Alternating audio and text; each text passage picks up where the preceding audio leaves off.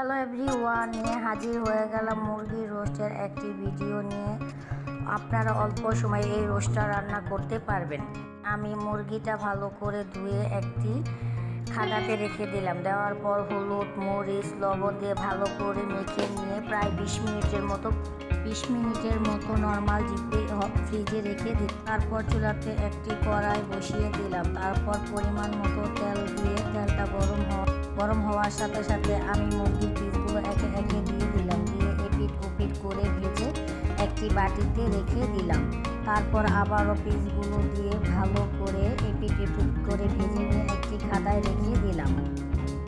ভেজে নেওয়ার পর আমি গোটা কয়েক গরম মশলা দিয়ে দিলাম। দিয়ে একটু ভেজে নেওয়ার পর কেটে রাখা পেঁয়াজ কুচিগুলো দিয়ে দিলাম। পরিমাণ মতো লবণ দিয়ে পেস্টটি ভালো করে ভেজে নিলাম। নেওয়ার পর লাল করে ভেজে নিয়ে আমি কেটে রাখা টমেটো কুচি দিয়ে দিলাম। তারপর পরিমাণ মতো আদা, রসুন আর গরম মশলা ফাঁকি দিয়ে একটু ভালো করে নেড়ে চেড়ে দিলাম।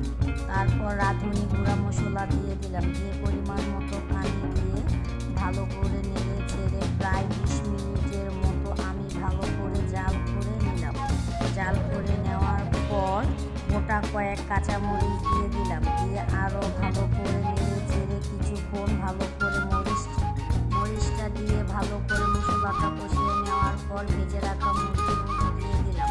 দিয়ে ভালো করে ঢেকে দিলাম।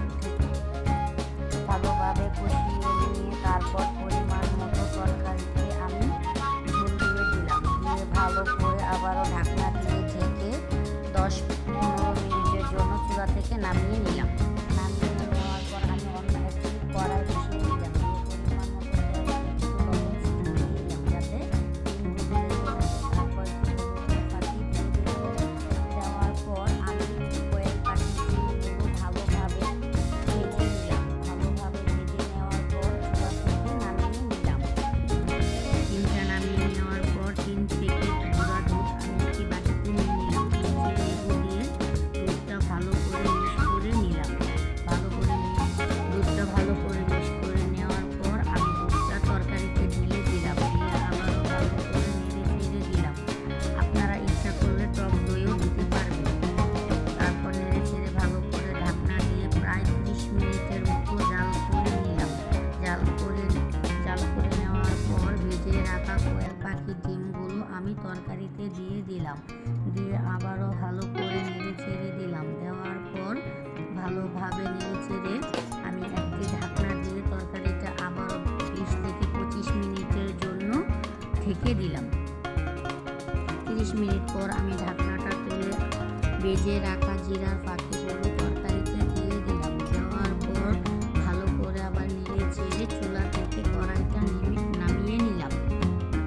চুলা থেকে নামিয়ে অন্য একটি পাতিলে আমি ঢেলে নিয়ে পেঁয়াজ আগে থেকে ভেজে রাখা পেঁয়াজটাগুলো তরকারিতে দিয়ে